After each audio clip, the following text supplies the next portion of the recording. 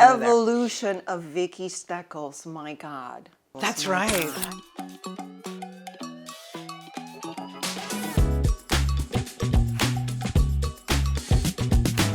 I have, like, my artwork is called BOSCAR. Yeah. The meaning is background, objective, scope, constraint, art revolution. I'm Vicky Steckel. Get inside the story.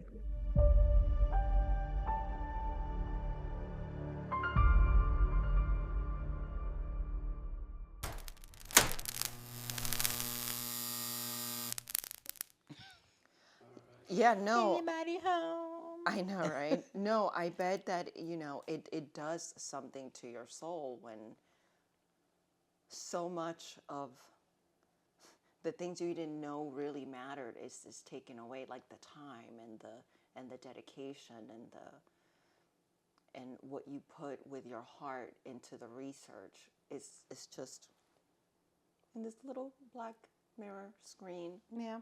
That's it. Yeah. I think that it has duality. It's probably good or bad. Because I think it's both. It's both, because I do love being alone. It's fabulous. I love being alone too. It's a good Is it a feeling. very good thing? Yeah, right?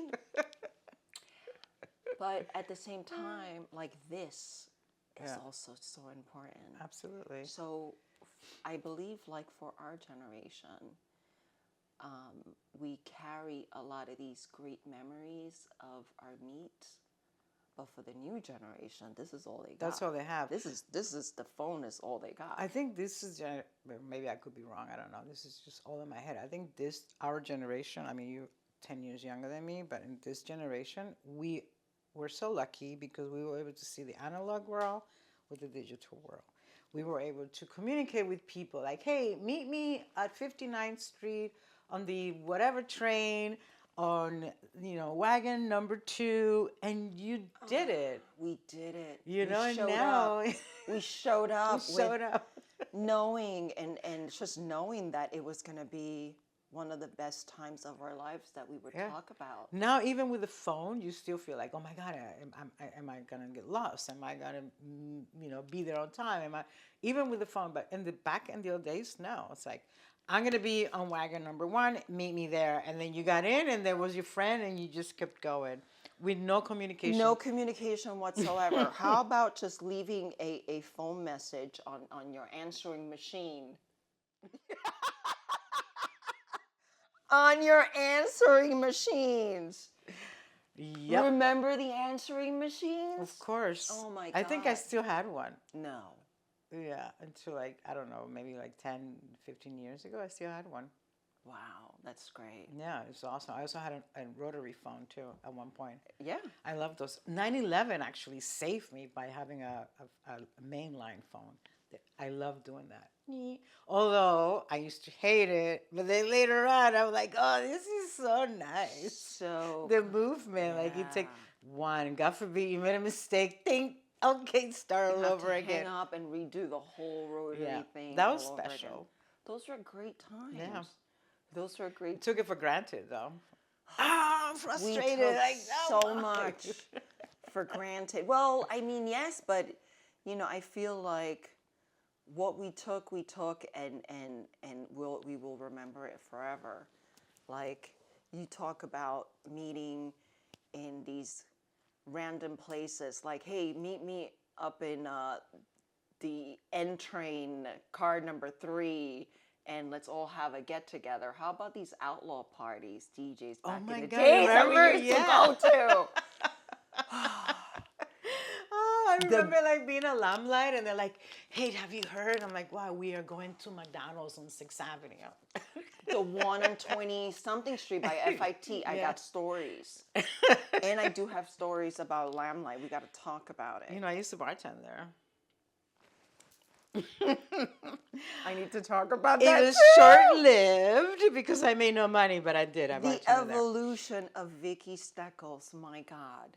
That's right. I've been around. I just didn't know what the hell I wanted to do, and I still don't know. I don't believe that. I mean, you're such a trendsetter and such such a powerhouse. Like, there's not one way to describe you, though. That's what I know. Like, you're just so much in a great way. I'm just not afraid, but super afraid. Whatever it is, you're going to own it. I think, and it's like, sometimes I'm like, what the hell is wrong with you? Like, I never take things serious, but I do, which is weird. It's like, I'm like this kind of personality that it's like, I don't know what I want, and it comes to me, and then I do it. So And like you do the it well, idea of and you doing do all it these well. things, and I'm like makeup artist. It fell on my lap. I'm like, all right, I'm gonna do it, and I did it, and I'm still doing it, and I loved it. And it is fun. It was a lot more fun in the past because I was younger and wild, and I just didn't have any restrictions. Not only was it amazing, but you really got to get this part about you is that you did open the doors that a lot of us didn't even know existed just by you being you. You were in the front lines of all of the great trends, fashion shows, all the connections. That was you, and it's still you. You did that. That's interesting. Interesting. It is a fact. Wake me up. You did that. You did that, and everyone saw it. And it was at a time in where people did take their time to see you in a way in where it wasn't taken for granted. Like, oh, a scroll on the phone. No, you had some great write-ups. You showed up in places in where, were great, prestigious places to be in. And it was all because of your personality, your work ethic, your vision as an artist, just your overall you. Like, you cannot be defined as one thing. That's something that I know for sure. I agree. I mean, even myself, like, who are you? What do you want to do? It's like, there are a lot of people in my business that started with me that are doing super well. Super, super, super well. And I'm so happy for them. They either created their own... In the business of hair and makeup? Hair and makeup, yeah. And, styling, photography, whatever. They just, like, they were more serious than I was. I don't think I was as serious. I don't know why I never took it serious. Like, serious to the point of, like, taking that extra time and to really nurture what I was doing. And I just didn't take it serious enough. Honestly, I really didn't. I don't know why. I just, for example, like, how far did I want it to go? Usually you go and do your own skincare, or you do your own, makeup line. It never interests me. Like, I just knew that I didn't have a longevity in it for some reason. Not consciously, but unconsciously. It's just like, oh, I'm just doing this because it's fun at the moment, And I was having fun with it. And I had a really good run with it. And I still love it. Like, I still go on set. And I still have a great time. And I still meet great people. And I love what I'm doing. But I just don't feel like I have a longevity in that. That's not where I'm supposed to be. Like, Well, it's that's not, I beyond don't that, feel like well, that takes a certain type of energy that you have to put in and Yeah. a commitment. And for someone as generous as you are, I don't think that you want to be pigeonholed into that business mind aspect of it. Yeah. That's it. That's what I see. Yeah. Listen, it does take a lot for you to even move and shift from being an artist, being a creator, and as generous as you are, to go into business mode. You have to switch that personality. And I don't have that. And that takes a toll on people. That's why people hire managers, agents, you understand? And it's just so much you can do. Yeah. But Because it's more than just having a brush in your hand. It's personality, like you said. It's a lot of that. And keeping up with and it's so a much daily. thing. Oh man, it's like a 24/7. And then it becomes your whole world. Yeah. And I didn't want that to be my whole world. you didn't want that to No. be your whole world. That's I did. interesting. Yeah, I didn't want that to be my whole But world. it was. It was, and I enjoyed it. Was. It was like as much And I as you enjoyed didn't it, want, that's yeah. all we saw. It's Vicky's world. And I enjoyed it, like I said. But And we enjoyed watching it. And I love. And I still do. Like, I keep saying that. I love it.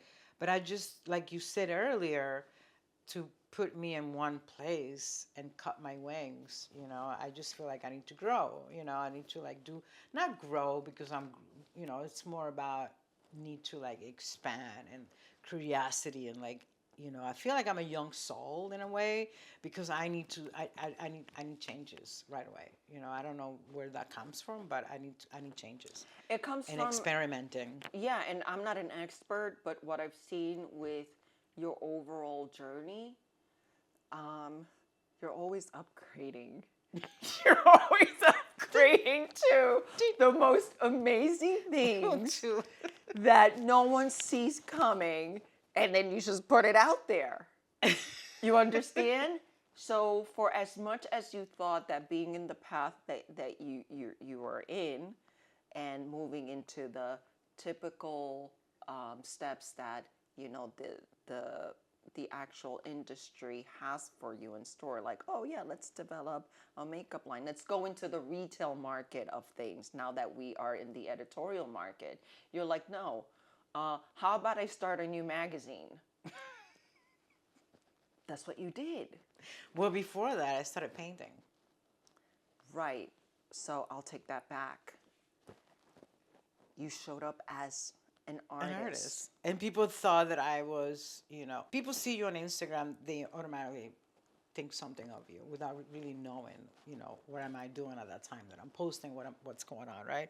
So they're just like, oh, you know, she just wants to be an artist now, you know, like that's what she wants to do. And it's like, no, I want to share with you something that I created in a basement out of nowhere. I just took all this paint that was leftovers, painted my brother, took a picture of him with my iPhone, and then put it on Instagram just to show you, wow, look what I just did. Like, I'm not trying to be anything. I'm just doing it, and I'm sharing it with you. I'm putting myself out there, which is kind of interesting that I just put myself out there. Like, you know, like, why did I do that to myself? And it actually, like, it sort of helped in many ways. You know, like I did really well. I got myself an art dealer.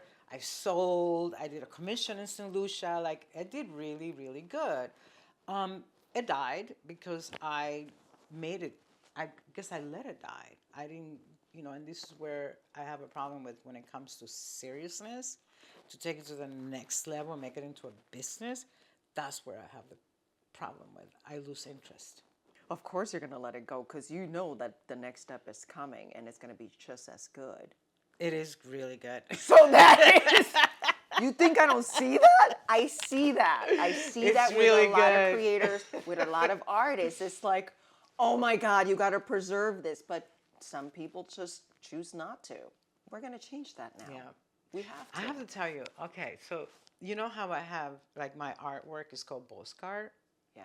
The meaning is background, objective, scope, constraint, art revolution. The meaning came later. When I was growing up, very, very young, right, I used to write BOSCAR all over my notebooks. School, you know, I would not pay attention. I would write BOSCAR, BOSCAR, BOSCAR. I don't know why, you know, this name BOSCAR was like, what does it mean? I don't know. And this is before Google, right? Then Google came around when I needed a name for my art, and my ex-boyfriend and I were like, well, you know, to name it like his name and my name, artist, it sounds so tacky, you know, like, please, you know, like, I was like, I disagree. I think we need to find another name. So I was like, oh, BOSCAR. So I went on Google, and I saw the meaning of the 3 letters, and then I was like, oh my God, this is fucking crazy. No like, way. This is like, so, you know, background, objective, scope. Meanwhile, when I was painting people, I want to know their background. I want to know where they come from. I want to know what they do. I want to know what colors they like. I want to know everything about them before I invite them to my studio to paint them. Physically. Yes. It was a physical work of art, canvas. Yeah. That's what I remember seeing. Yeah. So I would paint the background, I would paint the person, and then I'll take the picture, and then sometimes I'll use a screen and I paint over the screen, a clear plastic, and I'll paint over it and take a picture. Like, I don't know, I'm not a photographer. Like, I don't consider myself a photographer because I'm not, you know? So I would just take a picture of what I see, and I like what I saw, And so did a lot of people, where it got me into Art Basel. It got me into a lot of, shows. You went to Art Basel? Yeah, 2006, 14, 15, I don't remember. I have a t-shirt somewhere that says Art Basel 2015, I think. I love So that was fun. That was great. I met my art dealer there. We had a really nice run. And, I think like I said, I lost interest. And, next step, right? I lost the studio. I lost a lot. It's almost like my wings got cut off in a way, if I can say that. Yeah, it's a combination of everything. Well, I do want to know about that a little bit more. What do you mean your wings cut off? By you or somebody else, or because of how the industry moves? Like, I think it's a combination of everything. Okay. Losing the studio, losing jobs, because my main focus now is art, not makeup. and it's so crazy because these are the silent shifts that people go through, but they don't see. They just see what they see in the surface. So yeah, go ahead. Yeah. So that was, there was a lot of things, a combination of everything. Like I said earlier, like, the fact of people just thinking that I don't want to do makeup anymore, that I consider myself an artist. And then that goes back to what I said, that people have this wrong idea of you through Instagram. They just think they know you. They analyze media, you. yeah, They're reading into what your posts are, which is not necessarily. I don't want to. I see Instagram as a tool. That's how I saw it, as a tool that I can. Let's just not even call it a tool. Like, I saw Instagram as a medium, where you just do whatever you want without any intentions behind. This is what I want to do. This is who I am. This is none of that. It was never my intention, like, to show people, like, this is what I want to do. Anyways, it was read like that. I lost a lot of clients. Of course, when you lose clients, you lose the budget. You lose the budget to create. And creating, as we all know, it's expensive. Yeah. You really got to do it because you love creating, not because you're going to make money, because nothing is guaranteed. The only thing that's guaranteed there is that you're going to have fun creating. But are you going to be able to maintain your lifestyle with that? And not even just the basic paying rent and bills and stuff like that. Is that guaranteed? No. Is it going to be an extra income? Maybe. Is it just going to be a fun? Yeah, definitely. It's a fun thing to do. And it was great, and I loved it. And I'll do it all over again. Yeah. And I'll probably end up doing it again. I'll probably go back and start painting people. I need a space, you know? Yeah. But now, with the magazine, it's amazing, because the way back BOSCAR was designed for was to collaborate with other people. But was I really collaborating? Yes and no. On print. This is a print magazine, not an online. No, this is like, let's keep print alive. Let's keep print Nothing alive. on digital. You didn't even move to digital, so you were putting It's not in the going work. into You were digital. putting in like the real work. Yeah, for the magazine, etc. Yeah. So it's just print, and it's great. We did the last issue, and now working on the second one, scheduled to be launched in April. Hopefully, let's see what happens, because printing is. You gotta go back and forth, and you gotta arrange this, and you gotta wait for the content, and you have to wait for this, and you gotta rewrite that, and so yeah. So it's cool, but that gives me the opportunity to really collaborate, almost like creating a community or a movement, as I want to call it. Where It's all about the movement. It's all about this move, yeah. And so this to me is where I see myself. This is where I see myself. This is how I see myself. I see myself every time we do a launch of the magazine. It's basically an activity where artists come together and, get to know each other, the kind of work you do, admire each other, help each other, collaborate with each other. This is what I want to do, like where you come in and there's exhibition of every artists that collaborated. Hopefully not everybody's going to want to do that, but that's the dream. It's basically a little like exhibition every, maybe twice a year. I think that's beautiful. So that's how I see like collaborating and creating a movement and having all these artists come in and just you know, Share insights sharing, and ideas. yeah, share information. No jealousy, no like you better than me. No, none of that. Just like people just being human and helping each other and Creating the create. perfect, safe environment. Hey, what are you doing? Oh, I'm working on this project. Hey, you know so and so? Yeah, I know so and so. Well, this person helped me with that. You know, that's the way it should be as creators, you know. We do need each other. It's nice to like know someone that knows someone that knows someone that you need. Ah, those are the best. Yeah. Those are the best. Yeah. That's my dream. That's what I want to do. And I'll be really happy and content with that, you know. Well, you're doing it.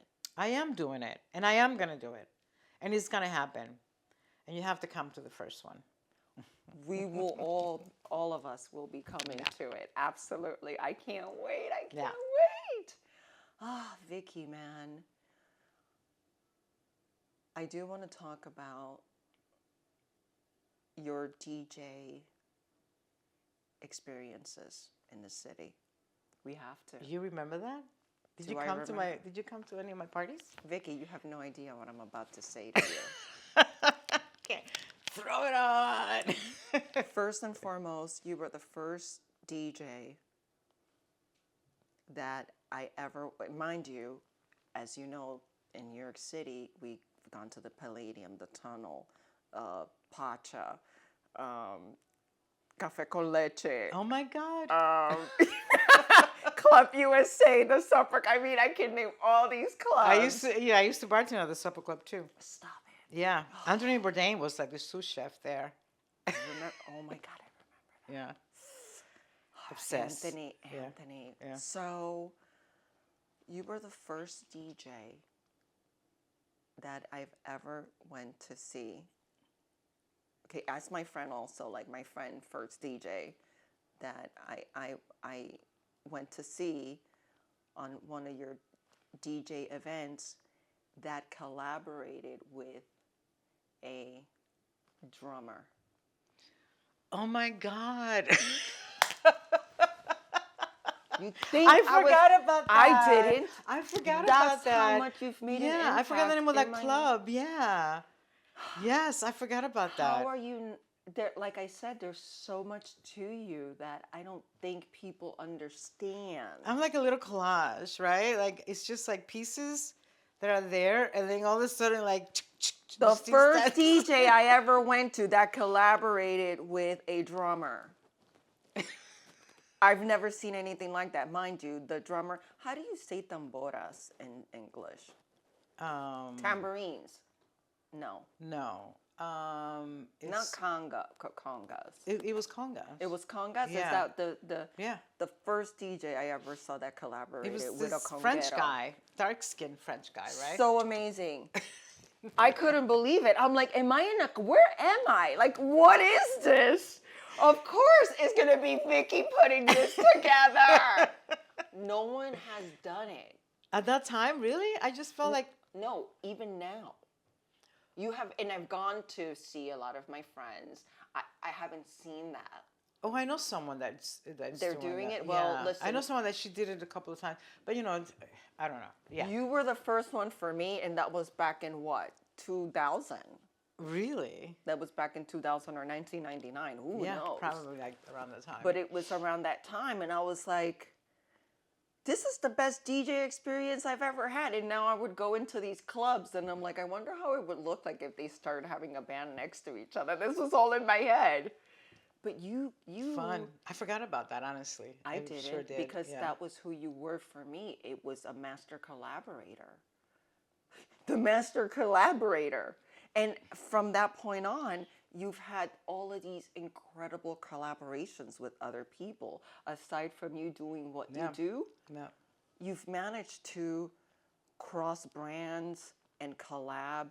But yes, I do see how sometimes you don't even own it because you just want to give it away and show people like this is what can happen when your heart is I don't think open. there's any thoughts behind that. I think it's just. I know. You know what I mean? I think I just. And it's good that it does happen that way because it doesn't put you in this light of I have an ego. Yeah. I don't. There's no I just do ego. it for fun. I just want to have And fun, it's so you know? generous. It's so generous about it and so real. So I want people to see that about you. You're just truly incredible. Like, You're just truly stop. Stop. And I love how we have this relationship and how long has it been since the Do you last know time who I've seen introduced you? us? Do you remember who it was? That I don't remember. Lori Sandel, stylist. I remember Lori. Lori Sandel. She said to me, you gotta meet this girl. You're gonna love her. You know? And Unbelievable. Unbelievable. and then we ended up doing a show together because you were, she's a makeup artist. She can help you. And I was like, all right. Yeah. We And did that powerhouse moment. Yeah. Where, by the way, it was so overwhelming because I was just like, I'm not ready for this. I'm not ready for this. This was just for fun. That was just fun. I was on it. It's getting too serious and the money's coming in. That's the thing. When there's money, there's problems.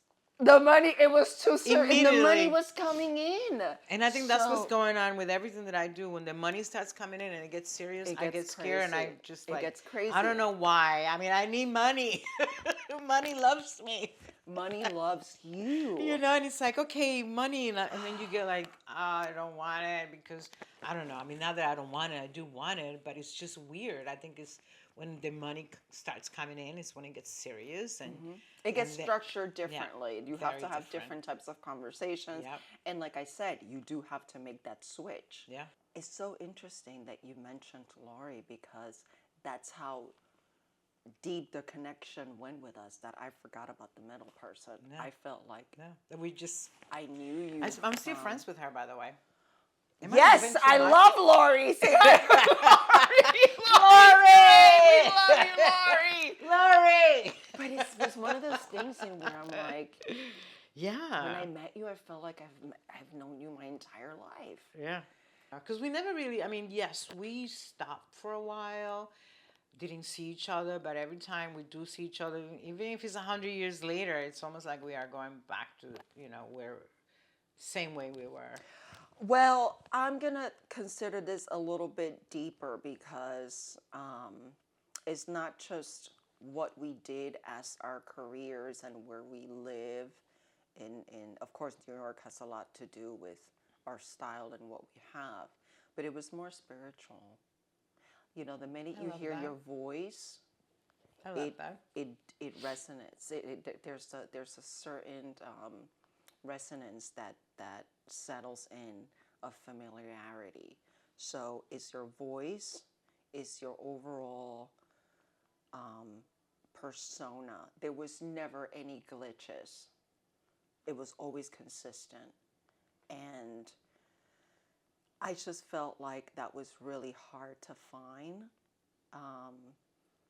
And the fact that it did bring us together like the way it felt on my lap, it was like, wow, she's one of the special ones.